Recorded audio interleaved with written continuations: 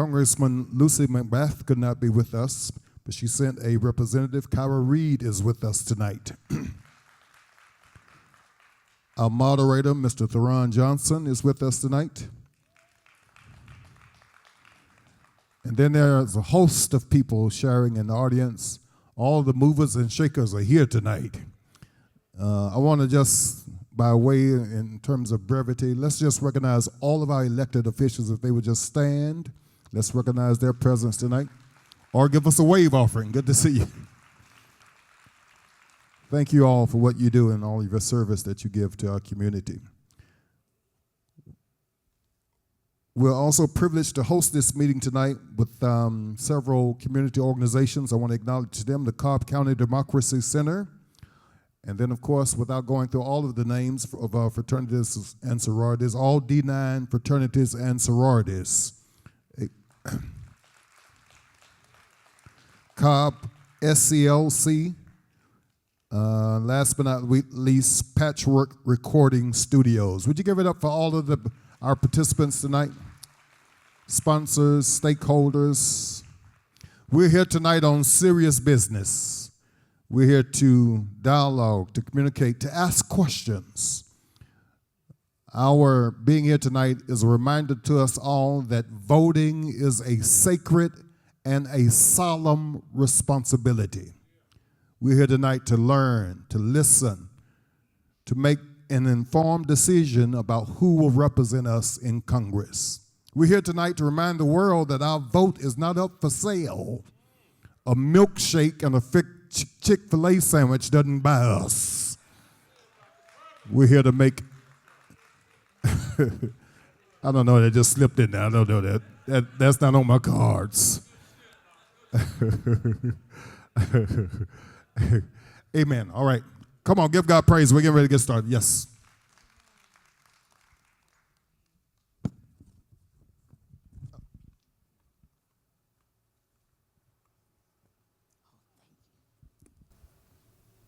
Good evening, everyone. My name is Terry Cummings, and I'm the state representative for District 39, which is Mableton, and that is where you are tonight. So greetings.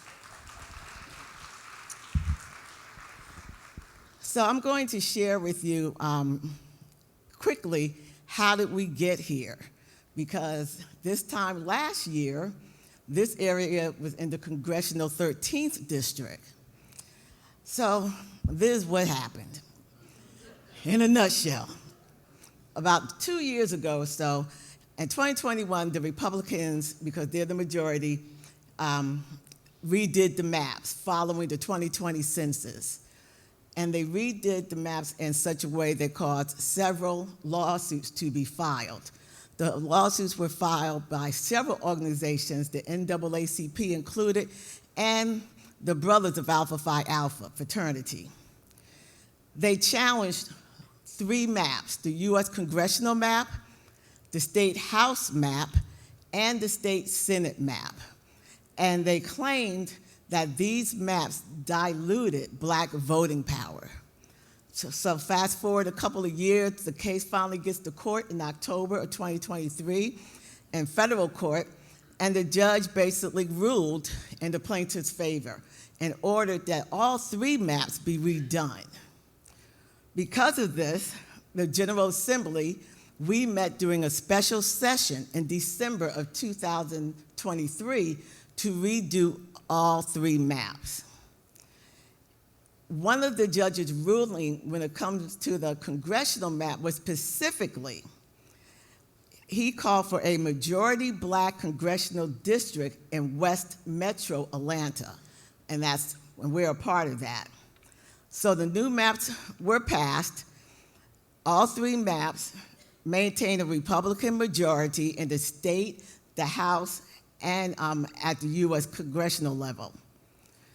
But with this new map, the new 6th district was created. And this 6th district falls squarely in the region where the black voter dilution was occurring. Now, there are a lot of cities included in this new map, and I'm going to run them off to you. Some cities are included in total Other cities are only partial. Atlanta, Austell, Chattahoochee Hills, College Park, Douglasville, East Point, Fairburn, Fayetteville, Mableton, Marietta, Palmetto, Powder Springs, Sandy Springs, Smyrna, South Fulton, Tyrone, and Union City. All of this makes up the new Congressional 6th District. The primary is May 21st. The runoff, if there is one, is June the 18th. And the general election is November the 5th. So in a nutshell, that is why we are here this evening. Now I'd like to introduce to you our moderator for this evening, Theron Johnson. Theron is a political strategist, a lobbyist, a campaign consultant, host of Political Breakfast podcast, and he is a panelist on Fox 5's Georgia Gang. He wears many hats. Welcome, Theron.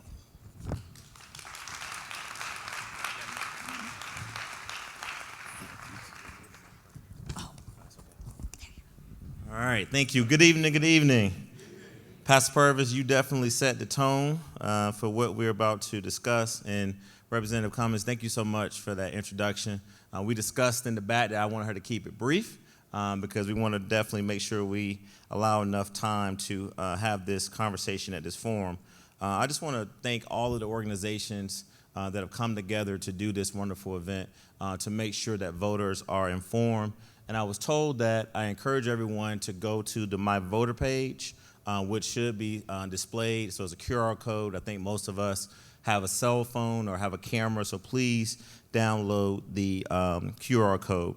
So I'm going to quickly go through sort of the format of the forum today. And as we mentioned, we do have a surrogate here for Congresswoman McBath, and we also have Commissioner Jerica Richardson, who will be participating virtually. So most of you all know this, but we have to repeat these rules because I know Pastor Purvis want to keep his 501c3 status. So please turn off all your cell phones because we have the great studio Patchworks that's going to be recording today. We will definitely make sure that we treat all the candidates fairly. So we talked about that in the back. Please remain quiet throughout the forum. No clapping, cheering, or calling out. I know y'all going to do it anyway, but please try to limit it a little bit. And then after the closing statements, we want to allow every candidate to basically be able to close, and we will clap at the end. You guys have done a really good job of this so far. I don't see it in here, but no campaign literature inside the church. I already know people got flyers on the cars. I did that back in the day when I was doing Alicia's campaign, Carlos, so I know people are going to flyer the cars. That's fine, I think, right, Pastor? Want to make sure that if you have a question, you will see people walking around with an index card. So please make sure you write down the question. Now, look, take your time because if it's not legible and we can't read it, don't think I'm going to be able to read it. And make sure that it's a question. And your question should not be longer than what the answer that the candidates will give, okay? And please, please make sure that it has a question mark at the end. That's a friendly reminder to ask a question, not make a statement. Please raise your hand if no one sees you, if you want an index card. Again, we'll have people going around, a community attendant. We'll review the questions. And we also want to make sure that we give you enough time to address a lot of the variety of topics that we want to discuss today. Okay, so for the candidates, again, just want to welcome everyone to the 6th Congressional District Candidate Forum. We went over this with the candidates earlier, but I just want to go over it one more time so there won't be no confusion. Hope that I won't have to cut anyone off.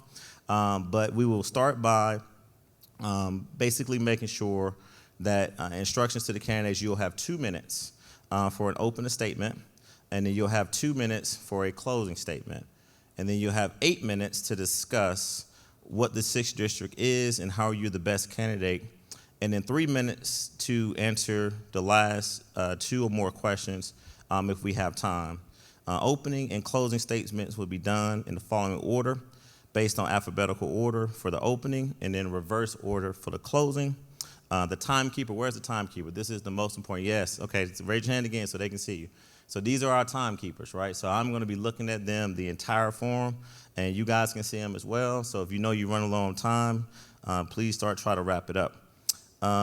Also, make sure that at the 15-second mark, the timekeeper will hold up a card that says 15 seconds. Again, that's an indication for you to start wrapping up your comments. And then we want to make sure that if you continue to go after the stop card has been put up, I will kindly cut you off and ask for you to politely end your statement. And then lastly, we talked about this in the back, personal references about other candidates are out of order. You will not be able to ask candidates a question directly or comments. Now, because I'm a man that understands politics, you know, if someone references you and I feel that you need to at least respond, I will give you a brief 30 seconds to do so. So any questions? Is that good? Does that sound good to everybody? Where's Monica? I cover everything. I don't see her, but I think we're good. All right, there you are. Okay, we're good to go. Okay, so now I'm going to go get seated. And as I mentioned, this is a forum, right? So we're here to learn about this newly created district that Representative Commons gave us a good overview. I know the candidates will definitely get into more details about the district. And so with that being said, again, we're going to go in alphabetical order. And so let me get my papers here. I have to readjust. And that first person is going to be Jeff Criswell. Thank you, my friend. Thank you for the invite. I'm truly honored to be here. Now, folks, I got to warn you, I am not a red blood Republican. For instance, on my resume very recently, I have Uber driver. Anybody ride in my Uber? Anybody remember jumping in my Honda 2020 Fit? So in other words, I'm not a lawyer. I don't belong to a country club. There's nothing wrong with that. That's just not me. I'm also a political outsider. When I went down to qualify a couple of weeks ago, it occurred to me I had never stepped foot in the state capitol, ever. And I first moved here in 1984. 40 years, folks, I had never been down there. Now, I will say this. I did graduate from the University of Virginia. I also have a master's degree in English. I did start a business from scratch. And frankly, my most proud achievement is my two amazing sons, who are thriving adults. But if my professional resume does not appear to be very congressional, I do think my spiritual resume is the reason I'm here, Pastor. I've been a Christian for 46 years. And I absolutely believe I'm doing what God wants me to do right now. I am locked into the Lord in a way that I never have been before. I think there's an open door for me here spiritually. I'm going to go through that door, and something big is going to happen for all of us here in District 6. Now, as far as my politics are concerned, I am conservative, but not militantly so.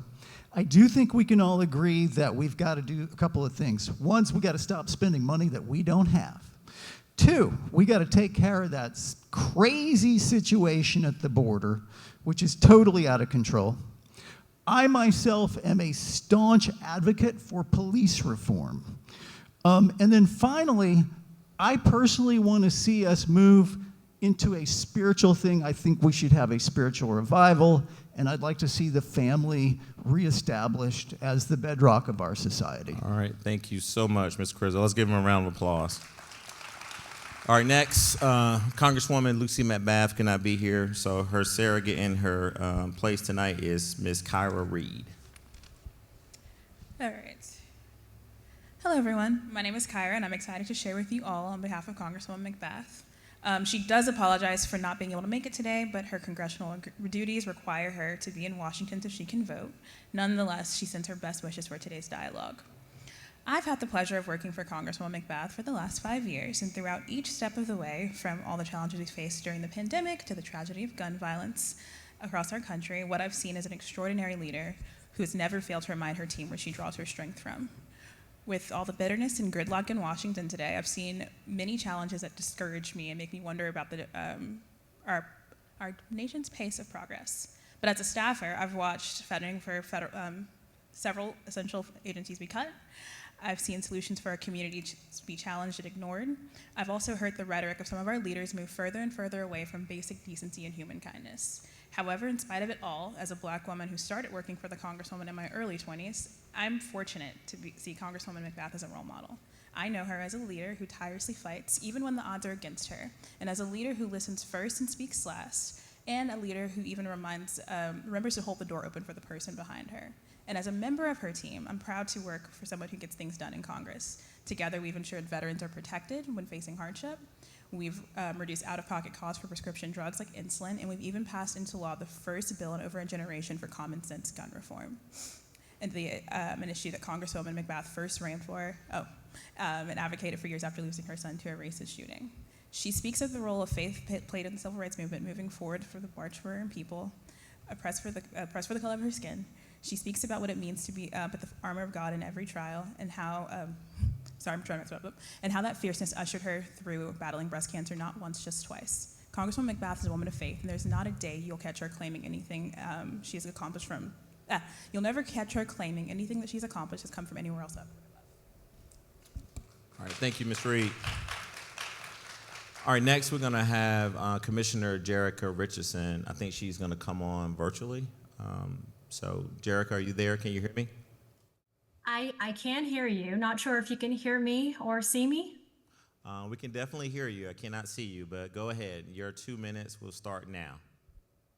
Okay, well, yes, I'm Jerica Richardson. I currently am the Cobb County Commissioner and native New Orleanian, but came here by way of Hurricane Katrina. And just something to share here is that part of what drives me is throughout life, there's this recurring theme, something that constantly comes up, and that's in every moment of uncertainty, we are always confronted with a choice. And that's a choice between fear and love. And that has motivated a lot of my service because it is only through love, when we decide to come together, that we're able to overcome any challenge set before us. And I'm sure others can identify with that lesson throughout their lives as well. And so my platform is Together We Can. There are 3 tenets underneath that, the first of which is connecting communities to power. And this is all about bringing real leadership, building strong communities, and empowering leaders that many times go overlooked. Secondly, the second tenet is to protect our freedoms. And this is to make sure that we continue to hold true to our ideals and protect our constitutional republic. And lastly, the last tenet is reinvesting in our communities and our innovative spirit. And this is about tackling those generational issues that are set before us, those problems that seem very daunting, but we know that with a vision, we can tackle all the things around environmentalism issues, economic access, healthcare access, and infrastructure needs that a lot of our communities are facing right now. It's starting to come to a head. And so this is the platform that I am running on and looking to bring to our community, to this newest 6th district, which is the newest majority Black district in the state of Georgia. And so it's I believe, very critical and very amazing that we have incredible candidates that want to serve this community, because without a strong vision, it can go one of 2 ways when we have this really great, wonderful opportunity ahead of us. So bringing everyone together, really important for us to chart a pathway forward. And the way that I see my platform and the tenets, it's not just a platform, it's a pathway. Thank you, we have Commissioner. to connect our communities, we have to protect our freedoms, Commissioner. And we have to make sure Jerica. that we're reinvesting in our Commissioner. in our spirit, in our innovative spirit, to help solve these generational issues. All right. So, Thank you. Thank you. Can you hear me? I feel like I can cut her off. I've known her since she was 18. So yeah, thank you so much. Okay, so now we're going to go to our next candidate, which is State Representative Mandisha A. Thomas. She wanted me to make sure I got the A in today. Thank you so much. Greetings, everyone. I am State Representative Mandisha A. Thomas of the 65th District of the Georgia House of Representatives. I represent portions of Fulton, Douglas, and Coweta County. I am excited about being a candidate for the new Congressional District 6. I'm originally from Oakland, California. I've been living here, right here in the district in South Fulton for 19 years. Professionally, I write policy and procedures for startup healthcare agencies, nursing homes, hospice, personal care homes, and any other type of home health agencies. I am, again, so excited. One of the things that I wanted to piggyback on from my colleague, Representative Cummings, she gave us the cities that are in Congressional District 6, but I wanted to make sure that you knew the populations that were in Congressional District 6.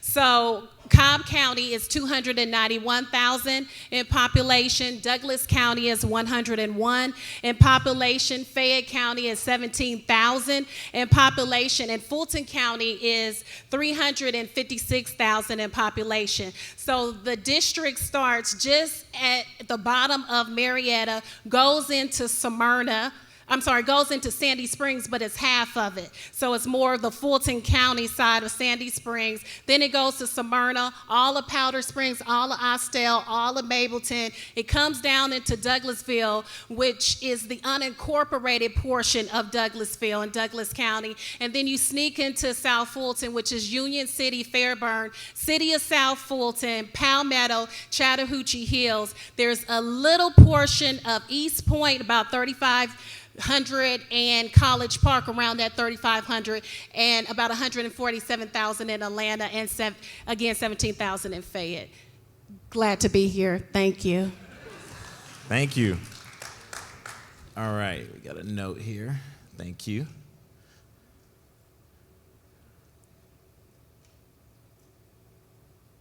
Okay.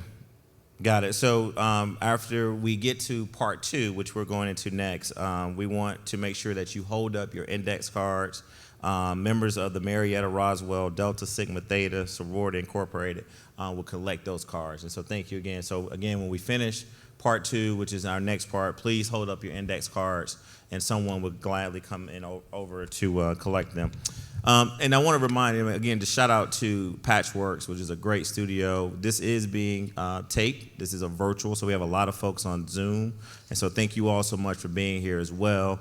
And I guess if you guys have a question as well, try to put it in the chat, and we will have someone who is monitoring the online participants to see if we can get that question in as well. So we talked about this backstage, and Commissioner, if you can hear me, we made this sort of executive decision in the back room. We're going to go back to State Representative Mandisha A. Thomas to really kind of go over the district. And the questions I want you guys to think about in your 8 minutes. Now, this should be plenty enough time for you all to get everything in. But I would like for you to share your personal understanding of the geographic boundaries, which you just touched on, State Representative, and what are the needs of the constituencies of the 6th District, and how do you know that based on your experience? And then lastly, we want to know what distinguishes the 6th from other congressional districts in Georgia. We know we went through a pretty robust redistricting program and process at the legislature. Ultimately, the maps were approved. So we're going to come back to you to start, and then I'm going to come to you. And then, Commissioner, if you can hear me, if you can kind of end with the 8 minutes. And thank you again, Ms. Kyra Reed, for your remarks on behalf of the Congresswoman. So I'll start with you again. And I know you have some slides. And so you would like for your slides to be posted on the big screen, so it will help guide your conversation. Right. So I did just go over that last slide. If you don't have the... There we go. Is that it? Yes, so that's at the bottom. Can everyone see it okay? They can't? All right, why don't we do this? For the sake of time, these great technology people are going to fix it. You got them there. So she's going to start, and then we'll basically make sure that they're actually able to be viewed. So go ahead. Okay. And I kind of went over the crust of that. And if anybody wants these slides, I can email them to you. What's great about Congressional District 6 is that we have 20 State House members in this district, and we have 10 Senate members in this district. So there's 9 members in Cobb, 18 members in Douglas, 2 members in Fayette, and 6 members in Fulton County. Also, we have some great transportation features in this district. So Fulton County has the Charlie Brown Airport, Hartsfield, Jackson Airport. It's not necessarily in District 6, but it's just outside the new 6. We also have Interstate 20, 75, 85, and 285, and Georgia State Highway 56, 13, 54, 70, 74, 85, 92, 138, 141, 154, 166, 236, 237, 279, 280, and 400. And I guess we need all those highways because this population is 756,000 people. What makes this also interesting is that this is a real rural, suburban, urban, a real true rural, suburban, urban district. The U.S. highway routes are 19, 29, 41, 78, and 278. Those are the major thoroughfares. We have CSX, which is our train system in Congressional District 6. Norfolk Southern Railroads has a large yard in Austell and a large rail in Atlanta off of Perry Boulevard, and the CXS has an yard in Fairburn. So I just want to give you a little bit about that. With the makeup of the district, some of the notables are Northside Hospital, Chattahoochee River National Recreation, Emory St. Joseph Hospital, Atlanta History Center, Chastain Park, Silver Comet Recreation Trail, and that's running from Smyrna West.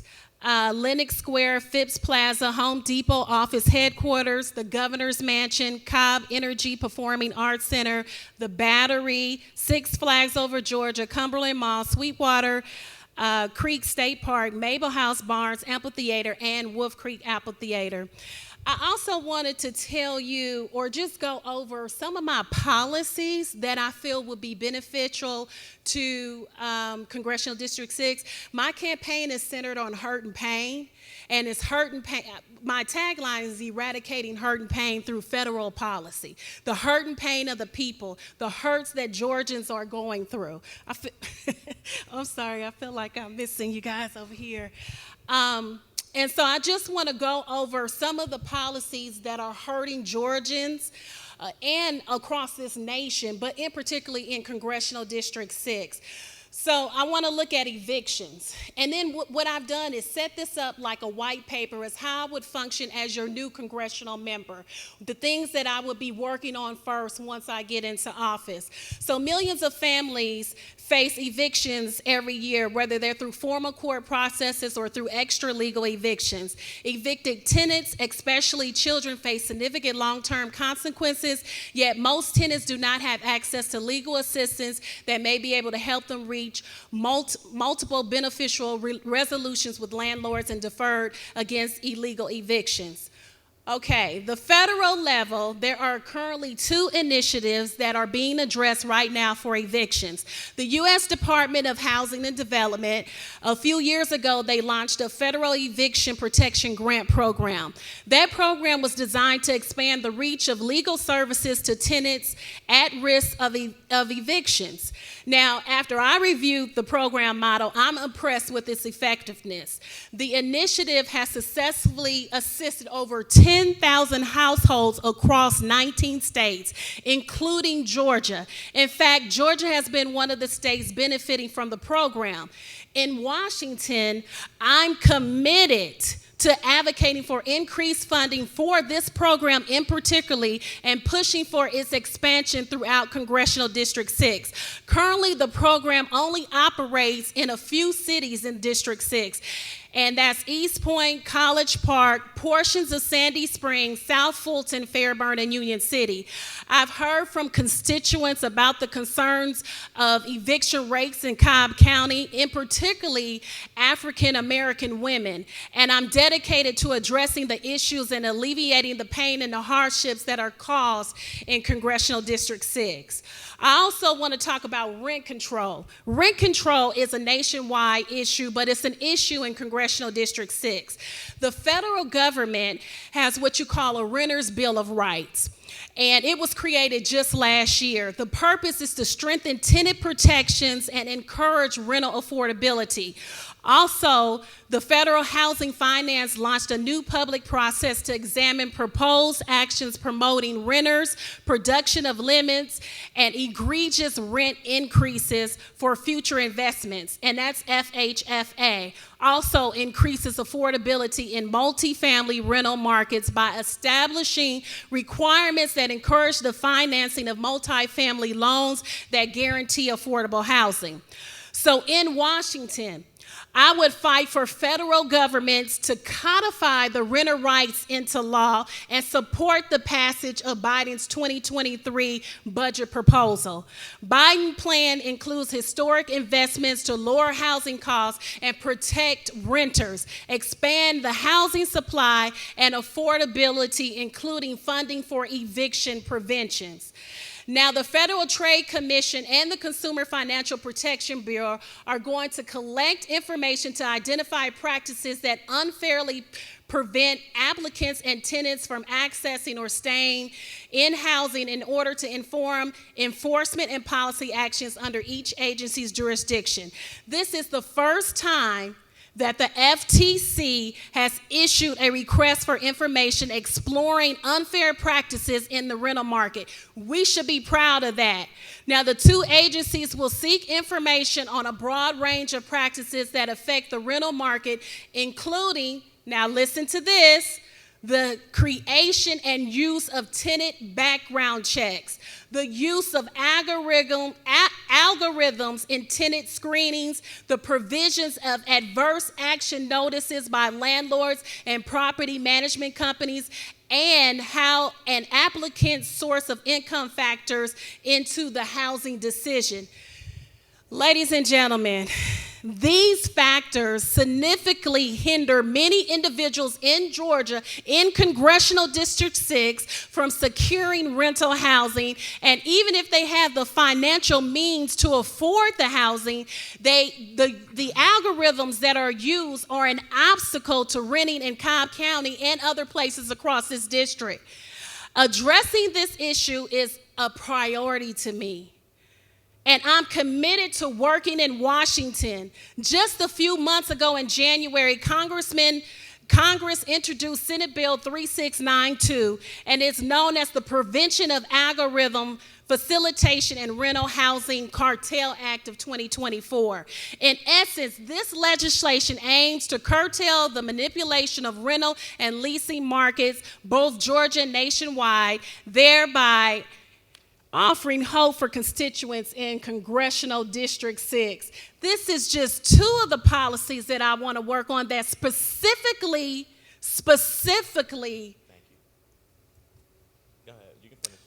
hurting the people in Congressional District 6. You'll be able to hear a little more from me about some policies. Thank you. All right, you had me out here terrified to cut you off. All right. No, thank you so much. Just to highlight a couple points about the new district, and Representative Cummings mentioned this, Mandisha mentioned this. I know you're going to mention this, Jeff, because we talked about it. But this new district is now about 52% black voting age population, around 11% Hispanic, and 4% Asian. So for a total of 67%, as we talked about back, say roughly 70% of the district is on minority voters. And so the district is a Democratic district. Obviously, it leans 75% Democratic, at least in the last 3 cycles.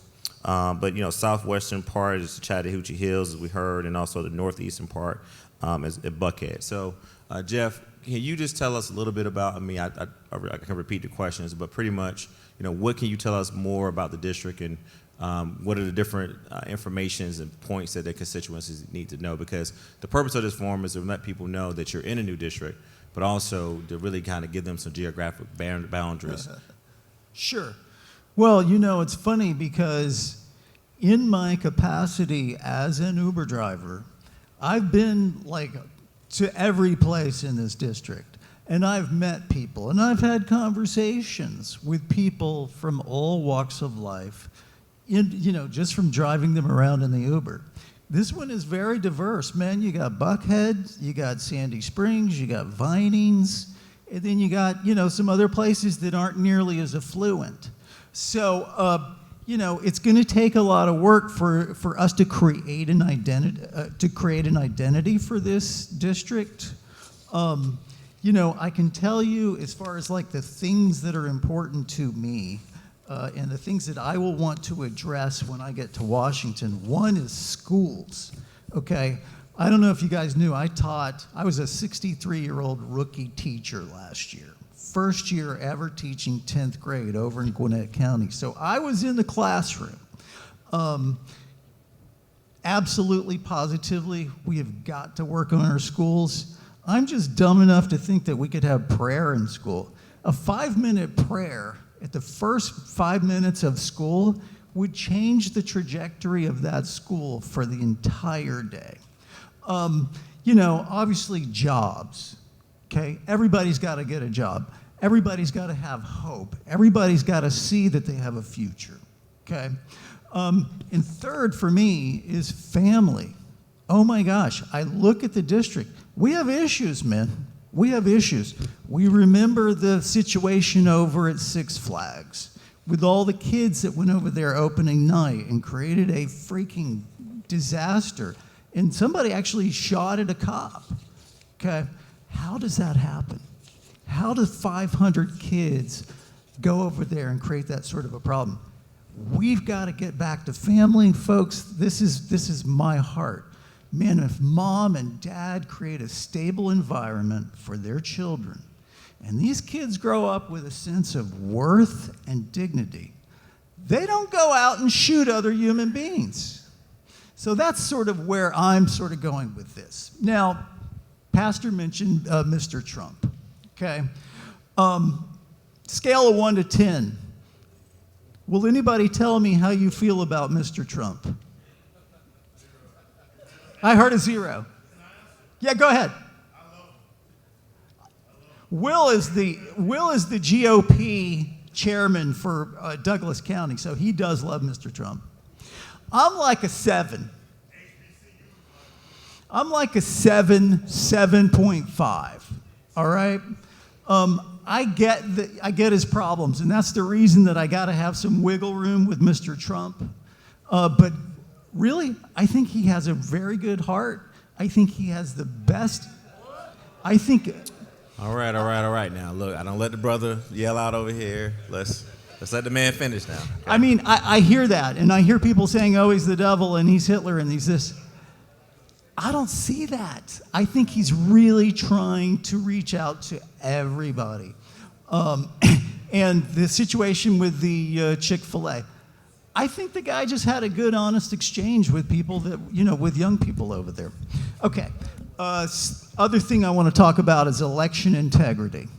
Okay, last time around, 2020, man, Fulton County was the epicenter of the controversy for election integrity. I do not subscribe to the fact that the election was stolen, okay? And I've got some people in the GOP world, and they're still holding on to this, okay? There may have been some cheating, but it did not change the outcome of that election. We're moving on, man. Not only that, I think this time around, Fulton, Cobb, Douglas, Fayette County, it's going to be a beautiful election. It's going to be a clean election. I have zero concern about that. Finally, okay, jobs. This has to do with illegal aliens in this district. I was eating at Taco Bell the other day. Two spicy potato tacos. Comes in at less than $3. Anyway, there was a young black girl, 16-something. I could tell it was like her first job. There's a bunch of Hispanic people in there as well, talking Spanish. And I could see the body language in the young black girl just getting really bad because she felt left out, right? We're not a team if you ain't talking the same language as I am. I got a problem with that. Okay, Trump from day one is talking about deporting people. I agree with him, okay? We don't need these folks to come here and take these jobs, okay? Don't tell me that we need them. We got people that need jobs on their own right here in the United States. We also don't need to be funding these people, bankrolling these people, giving them cards, giving them hotel rooms, doing this, doing that. That's it. All right, thank you. Thank you. Commissioner Richardson, if you can hear me, great, but my My text messages have been blowing up, and as you guys know, and I know our senators know this, everyone want their city to be represented. So this district does stretch in the sliver, as you pointed out, East Point, but also Brookhaven as well. And I can't forget my good people down in Union City and Fairburn and all those places, because they've been texting me, making sure we represent them. So for those of you watching online, we're going to try to mention every city that is Tyrone as well. So I don't want to get in trouble after this. But Commissioner, can you hear me? Are you prepared to utilize your 8 minutes? But I will jump into a little bit on just what the district is for me. As we all know, the lines did shift quite a bit. And when I first announced to run for the seat, it looked very different. But it did include a lot of the area that I currently represent as a commissioner. And with the new lines, it now includes the southern part of the area that I represent as a commissioner. And so for me, this is really, these are my neighbors, these are my friends, these are the people that I talk to on a very consistent basis. But something to keep in mind that's been mentioned several times is just how diverse the 6th district is.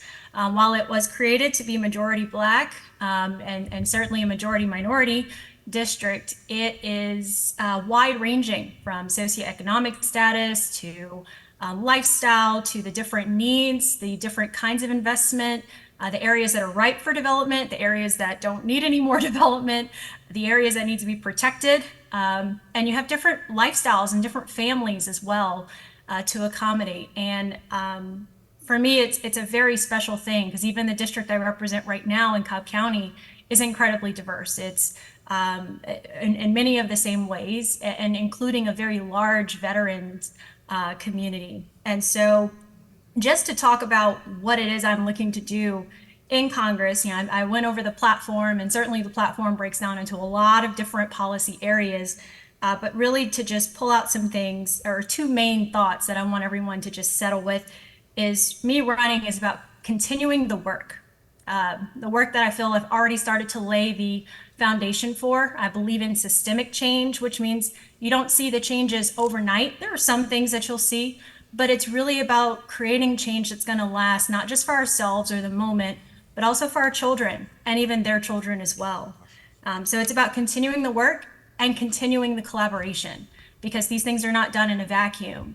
It's not about what Jerica can do by herself, because I like to joke, you can see my age. I'm not necessarily ripe in years here, but I haven't lived every life. I haven't worked every job, and I haven't lived in every neighborhood. And so for me, it's about sharing power and sharing authority and bringing people in and bringing voices in. And what's important about that is being able to ask the right questions, because your lived experiences are not the only lived experiences that make up your community.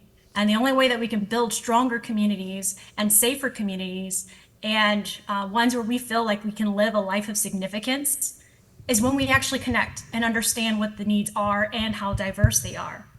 And so, where I brought in the generational issues that we can tackle, it's really about building that cooperative capacity within our communities. Because I mentioned earlier, you heard the different areas, from Buckhead to part of the perimeter area to the Battery.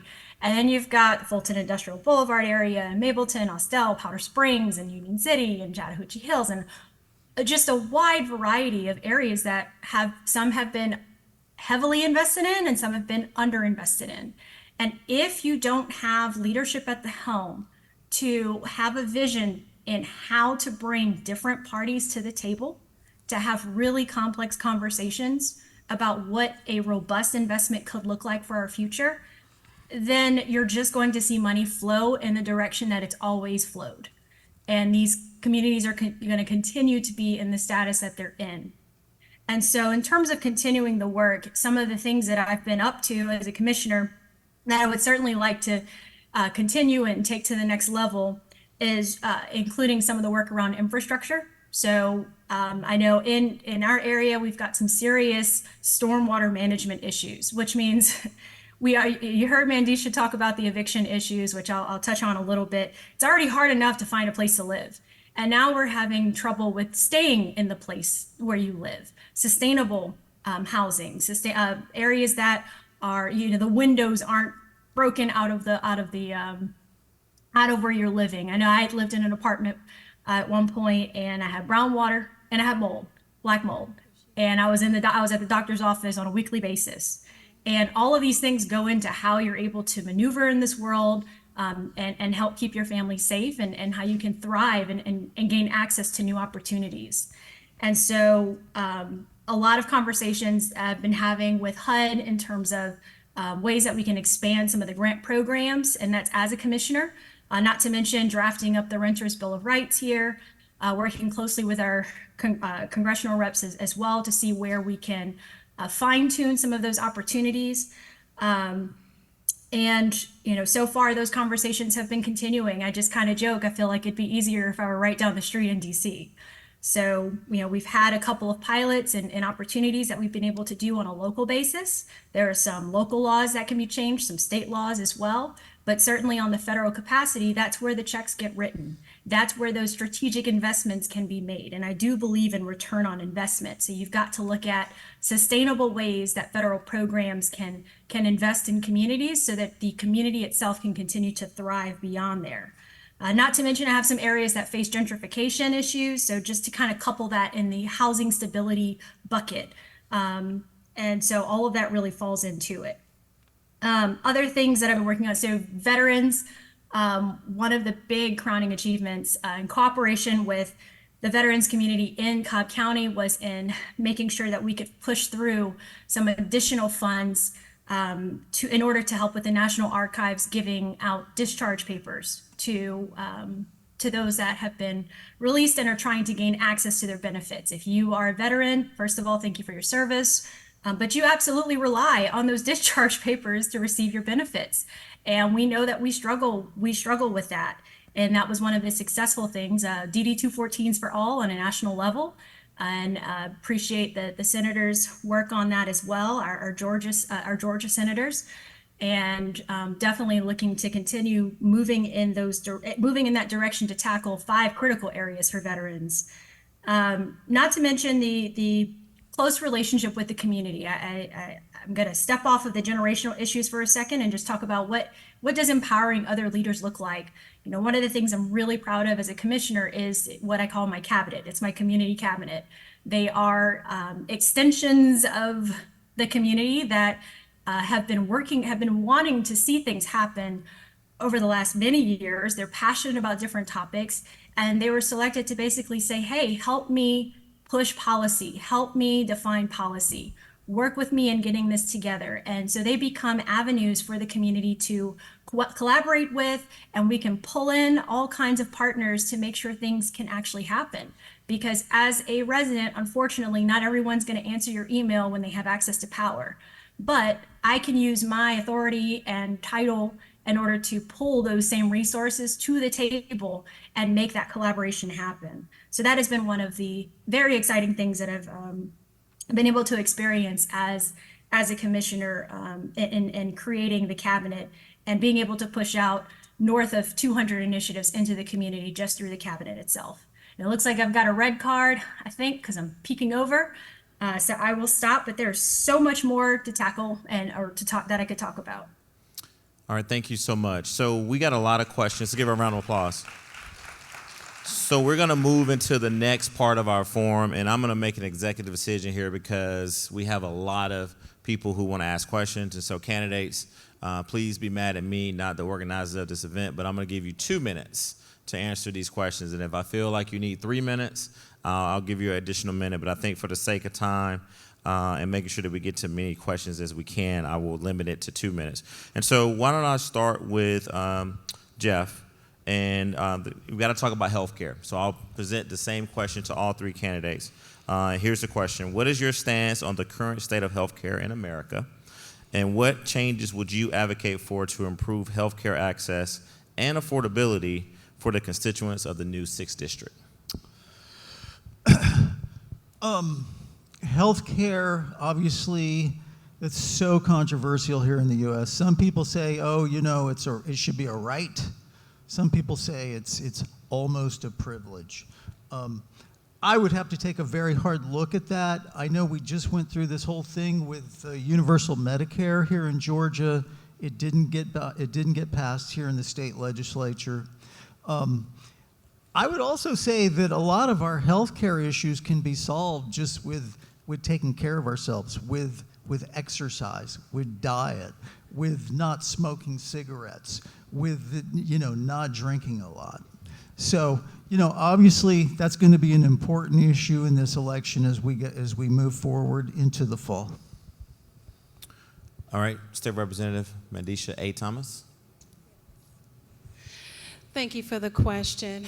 The number one chronic disease in Georgia is heart disease.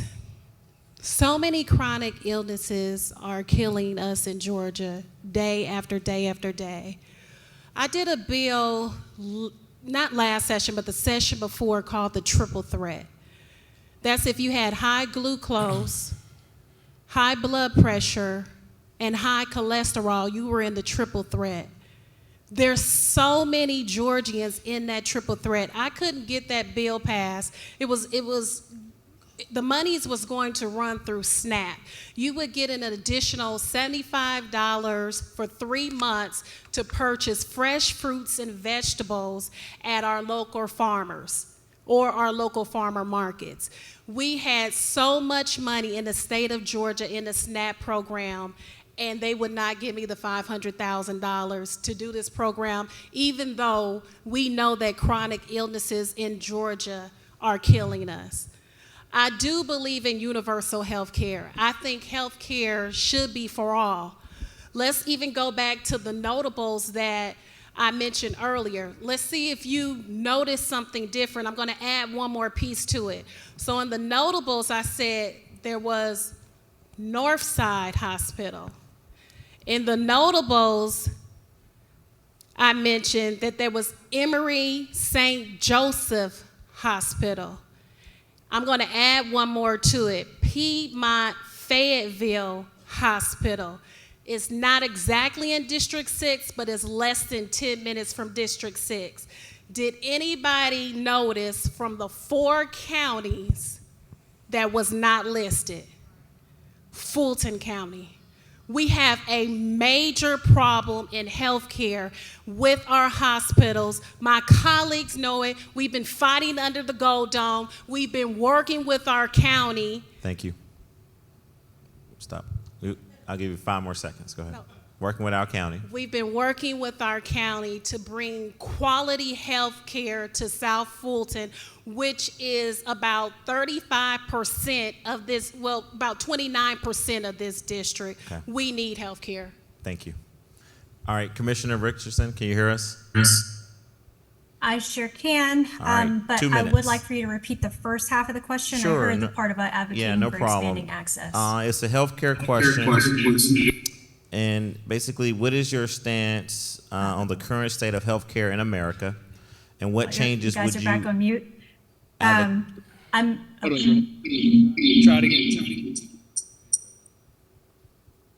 okay. Can you hear me now? Darren? Can someone just maybe type in the chat that can hear me that we just need her to answer what she thinks the current state of healthcare is in America and what would she do to improve it? I think she's talking. So one of the issues that I do want to just mention, because there were several mentioned earlier, certainly maternal mortality. And then there are some other groups that it's certainly been brought to my attention where there needs to be a focus as well, and that's non-English speaking populations and the trans community. I know personally, I do believe that healthcare is a right and not a privilege, and our system is certainly set up where it's more of a privilege. But I do believe there are some opportunities for us to take advantage of. That is a market-driven solution for us to make sure that healthcare can become affordable for all. And that's increasing the participation of actual local doctors' offices to provide point care. And so it's more of a concierge model that I'm interested in, and that is something I think would make it, it would change the incentive from increasing the number of services you give to a single patient to serving more people. which is ultimately the end goal of where we're trying to go, and also to help make sure that people can get better access to preventative care so that we can reduce the later stages of issues. But I know out of my current seat, working with other healthcare providers, we've hosted several health clinics to make sure that we could expand just the overall knowledge about healthcare, and that there is also a pilot that we're running around to help reduce some of the maternal mortality issues related to providing a kind of a patient hotline while you're in care, so that even if you don't feel as though your doctor is tending to you properly, you have an outlet to be able to get someone to be a go-between between the patient and the healthcare provider. So it's a way to actually utilize services that are already in place and help reduce those issues. Thank you. Thank you. Commissioner, can you hear me? All right, I was going to try to stay with her on the next question. Okay, so I'll come back to you, State Representative Mandisha Thomas. Polarization and partisanship have divided America so much that it's difficult to get anything done in Congress. What will you do to help facilitate a compromise in Congress that would benefit the new District 6? Thank you for that question. I neglected to say that I sit on the State Agricultural Committee, I sit on the State Industry and Labor, and I sit on the State Energy, Utilities, and Telecommunications. I fought really hard to get on that committee because I know Georgia could be #1 in alternative energy. Why I bring that up is because I'm known as the political farmer. I deal in agriculture. I've spent a lot of time in South Georgia and Middle Georgia, where a lot of our counterparts are. So I'm Democrat and Republicans. A lot of Republicans are in South Georgia and Middle Georgia.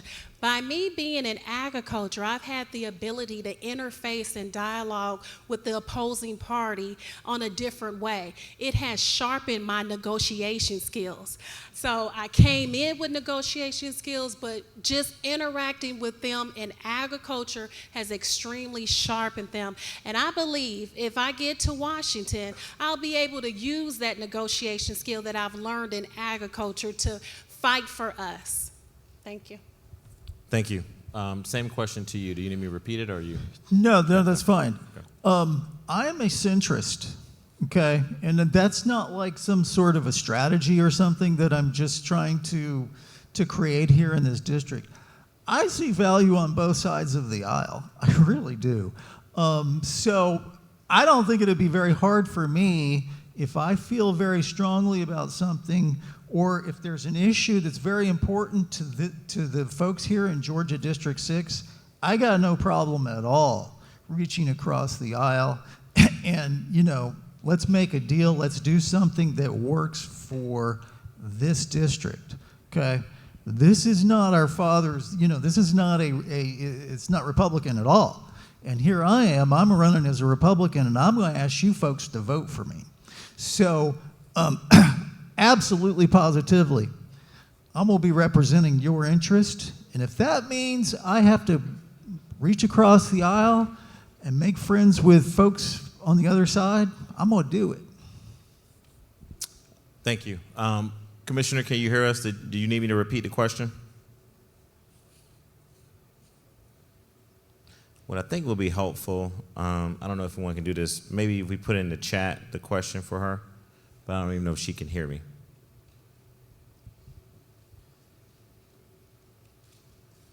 Could she see us? She wants me to repeat the question? Okay. Polarization and partisanship have divided America so much that it's difficult to get anything done in Congress. What will you do to help facilitate compromise in Congress that benefits the new 6th District?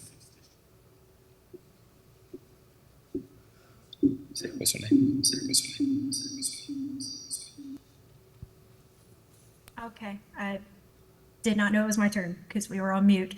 All right, so for partisanship, yes, it is hyper-partisan. We are in hyper-partisan times. But one of the things I really do believe in is bringing people together, and that does take time. That is not something that you do just in the moment when a bill comes to surface, but it's something that it's a relationship that you build over time. And even now as a commissioner, I have quite a bit of practice. My current district is pretty 50-50 as far as Republican Democrat split. And so certainly have had my fair share of interacting with different parties. But also even in my cabinet, it's mixed party. So making sure that there is an open ear, because no matter what, there's always someone willing to not play as much of a partisan game. But there are some joint efforts that you can do, especially around funding. And so when it comes to the 6th district, my main priority is more about bringing funding back to the 6th district.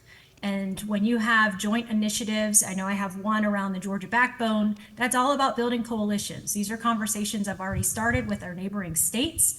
And that's just money for the state, which is a lot easier conversation than some of the more social issues, which is where you tend to see on TV in terms of debating bills. Thank you so much. So can we, I've received a few text messages for those of us who are controlling the Zoom. If we can make sure that the people on Zoom can actually see us, the panelists, and then also what would be very helpful, if someone hears me sort of ask the question, if you can maybe put it in the chat for Jerica, so that way when I go to her, she can actually respond. All right, I'm gonna take a few questions from the audience. It's 7:57. I know we wanna be respectful of everyone's time. And so I'm going to start with the first question that I received, and it is, let's see here. All right, so we're gonna talk about gun violence, and the question is, gun violence is the primary reason young people are dying. What in your opinion of how can we go and basically deal with state legislators to take action to save the lives of our children? So basically, to summarize it for Jerick on the chat, what would you do to address gun violence not only in our state but in Congressional District 6? So can Jerica hear me? I would like to kind of start with her. Jerica. Okay. Sure. There are certainly several bills that have been on the table related to common sense gun laws, and those are something I am in favor of. There are also some new technologies that are out there that I think are really important for us to consider as far as investment. And this also includes gun detection technologies. But I mean, in many ways, it's a multi-pronged issue. We know that there are some mental health components to this as well. And so mental health is really important for us to continue to invest in. A lot of opportunities around that. But yeah, we have some very, very strong advocates who have crafted some thoughtful bills around just making sure that we have red flag laws and some other limitations on the types of attachments that can be added to different types of weapons as well. Not to mention training. Training is really important, not just for police safety. That was something to prioritize, but it is important that if this is a right that we're going to protect, then we need to make sure that people understand gun safety and that we have a lot more gun safety measures around smart storage and knowing how to talk about guns as well. Thank you. Thank you. Mr. Criswell, I'm gonna go to you next. Yeah, I have never owned a gun in my life, and they scare the crap out of me. I really get uncomfortable around people that are carrying guns. I don't like them. You're never going to retrieve 400 million guns that are out there. You're never going to stop selling guns in the United States. You don't want that. That's the Second Amendment. That's inalienable. It's unassailable. So we're not going there. However, okay, we just had a story just here in Atlanta about a child that shot themselves with a gun, a 9-year-old, okay? I agree, man, that gun should be secured. If you've got kids at home, that gun should be secured. Now, the gun people are gonna say a locked gun is a useless gun. I disagree, man. How many times do you have to grab that gun to defend your family? all right? Almost never, probably never. So we should secure those guns in the house. You know, the AR-15s, okay? My first blush on that was, who the hell needs that gun? I mean, are you kidding me? Like, it's like a weapon of mass destruction. However, okay, I did a little bit of research. That's 20 to 25% of all the gun sales. So, you know, the guns are out there. You're never going to stop selling them. You're never going to get them back. I would go back to my thing with family. I don't think we have a gun problem. I think we have a family problem. I think a young man or a young lady who grows up with a sense of dignity and self-worth, the last thing they're going to be thinking about is shooting another human being. Thank you. State Representative. Thank you. I do believe that there are some mental health issues involved in that, so much so that we passed House Bill 1013 about 2 years ago, the Mental Health Parity Act. In that act, it mandated that our community service boards provide mental health training to all officers and all EMS workers that have to deal with individuals that may have committed a crime. Although we mandated them to do that, which we have 22 across the state of Georgia, we did not fund that. This year I asked for $4.5 million in our state budget to fund this. I couldn't get the $4.5 million, but I do have some colleagues that are going to go back and push that. Again, it was a mandate, but you should be happy in Congressional District 6 because out of the 22, 2 of them have been actually training across Georgia, and that's in Douglasville and DeKalb County. So I want to give kudos to that. But I will say over the last 5 years in Congressional District 6, there have been 250 deaths that occurred because illegal firearms across our 17 cities in this district. Without background check requirements for purchasing guns in Georgia, we expose our communities to future harm, loss of life. And we fought this down at the Gold Dome. This is something that I'll continue to fight. I'm definitely backing Biden's plan with the increase of ATFs and the National Firearm Act that he has created. And so that's up right now in Congress, and I'm hoping that they will push that through. I am against 2 bills, which is H.R. 374 and H.R. 450, that are detrimental to our safety in gun reform. Thank you. Thank you. I received a lot of questions about voting and a lot of questions about redistricting. For the sake of time, I just encourage everyone to go to the QR code on the screen, or there are people handing out these one sort of front and back information guides. Please get one of these. I mean, it's a lot of questions about redistricting, but for the sake of time, I just encourage you to do that. We're going to try to take a few more questions. I know we're going to have closing statements. And so, Mr. Jeff Criswell, you have a lot of questions here. So I just met you, so I'm gonna do you a favor. I'm gonna give you 3 minutes, only him, to answer a lot of the questions that I received. So I'm sorry, everyone, I can't get to all of them, but this is not me, this is the audience.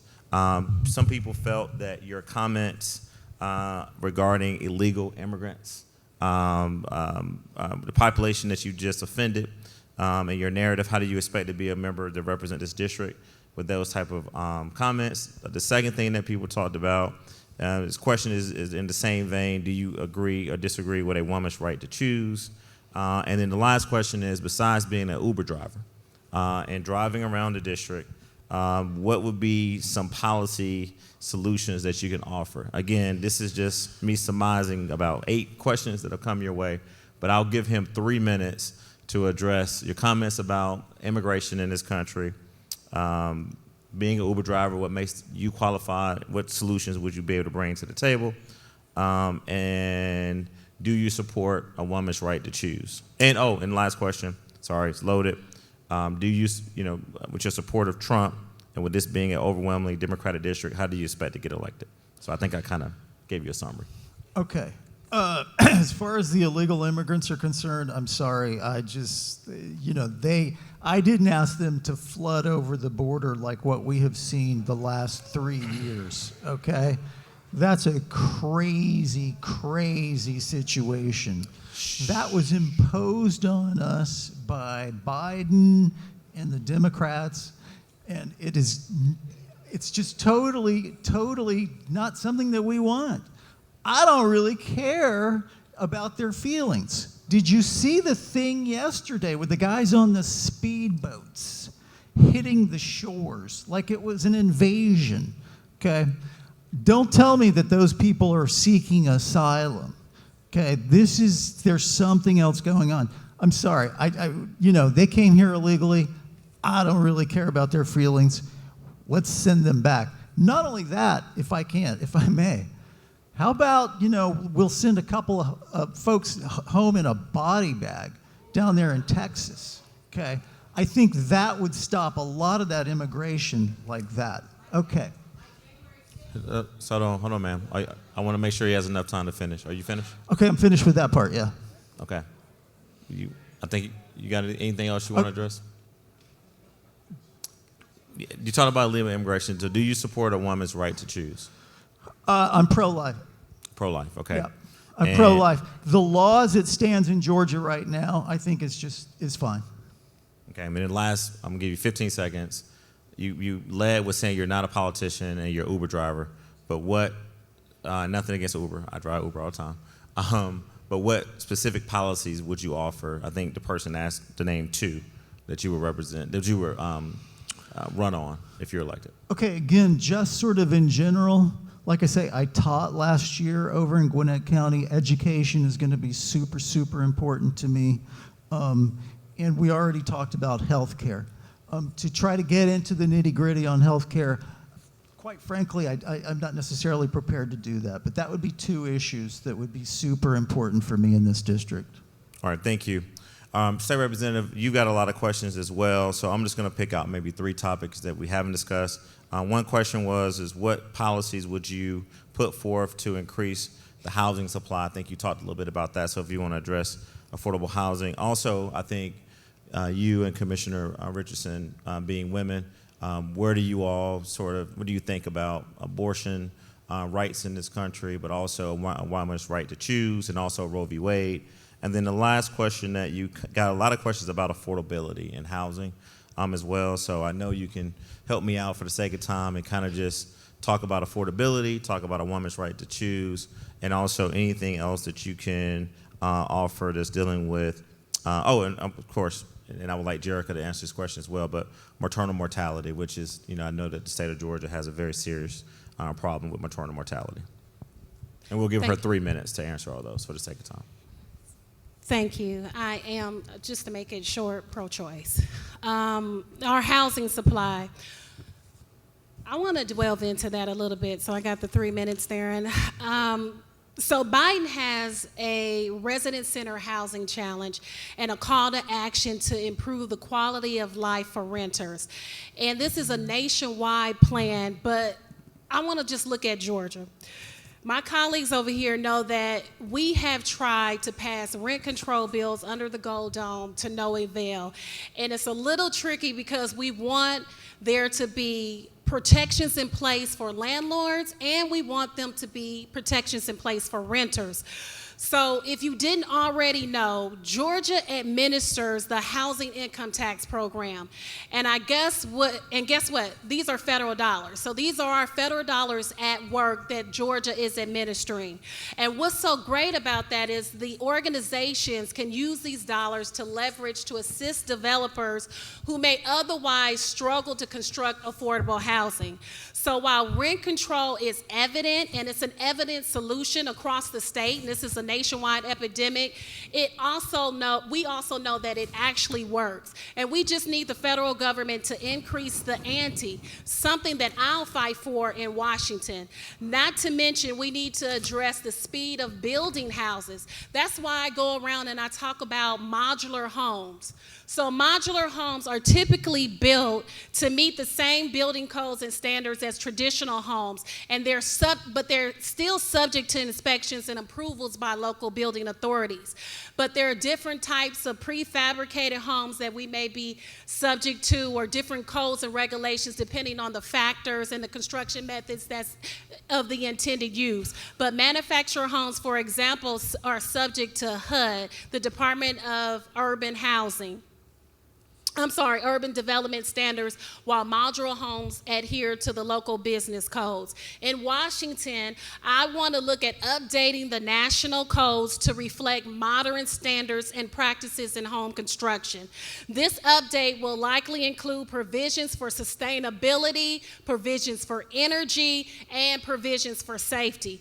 In Washington, I would like to introduce a standard housing catalog that could possibly help to streamline the home building process. So the catalog could offer a wide range of pre-approved homes designed to meet certain criteria, and these categories would have to be fleshed out. This is just a white paper of what I think I can do in Washington, but those categories are affordability, accessibility, and sustainability. And I have 15 seconds.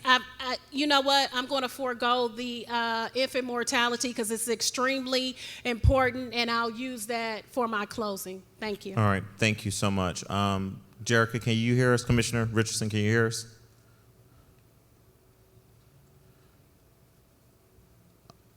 All right, I wanted to give her the same opportunity to answer the questions. All right, so if someone can maybe type in the chat.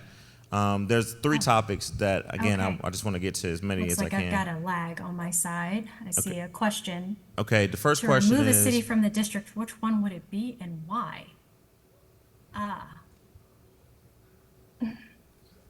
I don't know how to answer that question. My brain immediately tries to think about inclusivity. So I think there are a lot of common threads amongst all of those that have been included in this district. I think it's a beautiful district. I do not know how to answer that question, so I will have to skip that. Apologies. I think there are 3 others that I need to answer, and certainly looking for confirmation in the chat room, because the 3 that I had were the housing supply, abortion rights, and maternal mortality. And so I'll start answering that, I believe. But for the housing supply, I think Mandisha covered a lot of different pieces in there. One thing I do want to just bring up that's not often spoken about, that everyone knows, one of the biggest hurdles to affordability is NIMBYism. That's the not in my backyard phenomena that happens. So when it comes to zoning and density and building new homes, there is usually a lot of resistance inside of communities in building new areas. And I mentioned earlier, there are some areas that are begging for increased development, and there are some areas that are in strong opposition when it comes to increased development.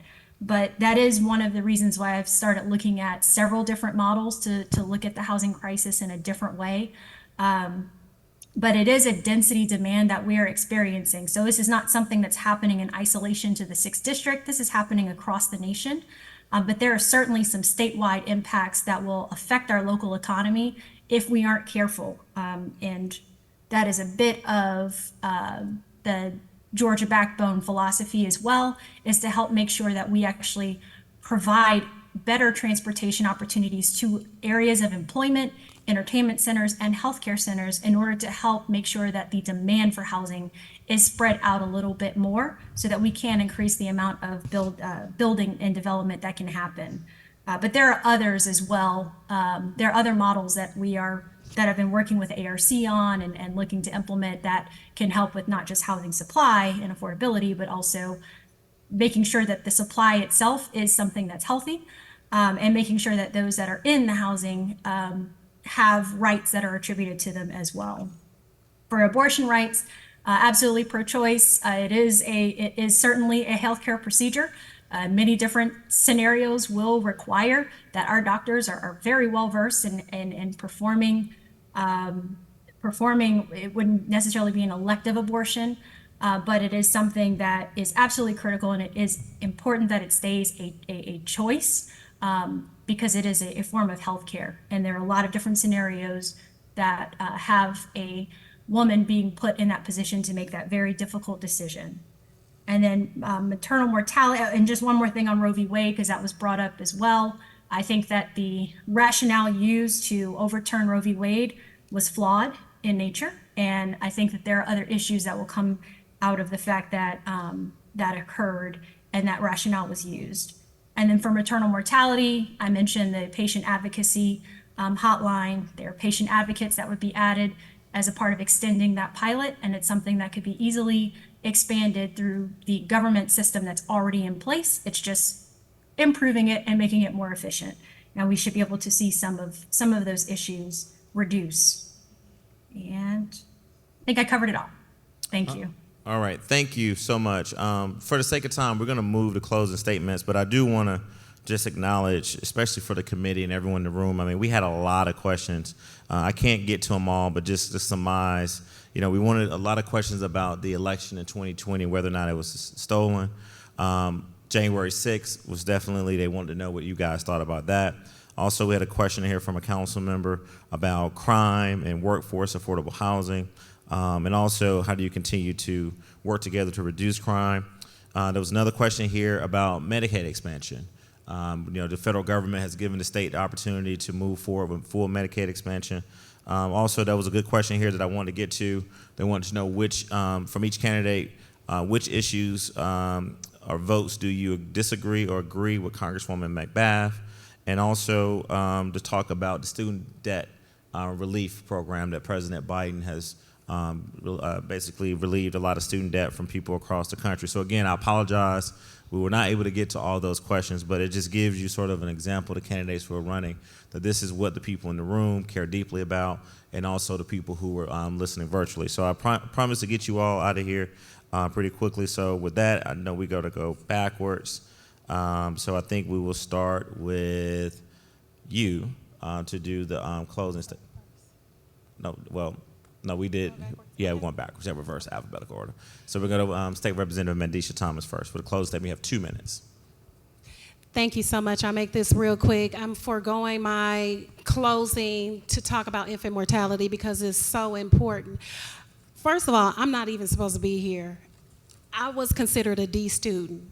They told me I couldn't even go to college. Not only did I go to college to a HBCU and got a degree in political science and then went on to get a master's in administration with an emphasis in human resources, I'm currently a sitting state representative vying for this Congressional District 6, and I would love your vote on May 21st. And if you could do it early on April 29th through May 17th, that would even be better. But let me tell you about infant mortality. Okay, in Georgia, the rate of infant mortality has reached an all-time high. Numerous expectant mothers are unable to receive adequate parental care due to financial constraints, lack of local health care providers, and transportation. All of these issues are happening right here in District 6. Half of Georgia's counties, which is 159, lack gynecologists, which exacerbates the accessibility issues faced by pregnant women, and even in rural areas of District 6, which is more in the South Fulton portion of the district. Regarding infant mortality, there are already initiatives underway under the federal government. U.S. Senator Bob Casey has sponsored an investment tax credit which provides $150 million in infant formula production companies to offset the cost of expanding their production capabilities. Additionally, Senator Casey and U.S. Senator Rosa DeLore recently introduced the Infant Formula Made America Act, which is a new tax credit and program aimed at supporting small U.S. infant formula producers. The initiative is distinctive from the formula tax credit introduced by U.S. Representative Sweeney and U.S. Representative Davis in 2022 when they did a $600 income tax credit per child for families in infant formula. In Washington, I'll fight for the expansion of parental health care coverage to include pediatric health care, and I'm committed to addressing maternal nutrition. I firmly believe that agriculture permeates in every aspect of our lives. That's why I'm the political farmer. As part of my vision, I propose the establishment of a maternal nutrition program. Thank you. Sorry, 2 minutes. But forget it. You were on a roll. All right, we're going to go to Jeff next. Okay, folks, tonight, and by the way, thank you again. I cannot tell you how impressed I am that you folks would come out here tonight and listen to a bunch of would-be politicians. Congratulations to you.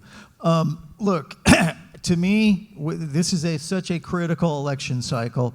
Man, we have just suffered through 4 years of Joe Biden. I mean, my goodness, he shut down our domestic oil production. He has destabilized the world. He's emboldened our enemies with his weakness. He's flooded our borders with illegal aliens. And not only that, but they lied to our faces as it was happening, okay? Yes, okay, somebody says, how do you expect to win this district? I'm here for a reason, ladies and gentlemen. I am thoroughly and totally convinced that I'm the right person for this job, and I'm thoroughly and totally convinced that I'm going to win. You know, Martin Luther King said that he wanted to live in a world where character was more important than skin color. Now, as a white guy running in a majority black district, I second that emotion.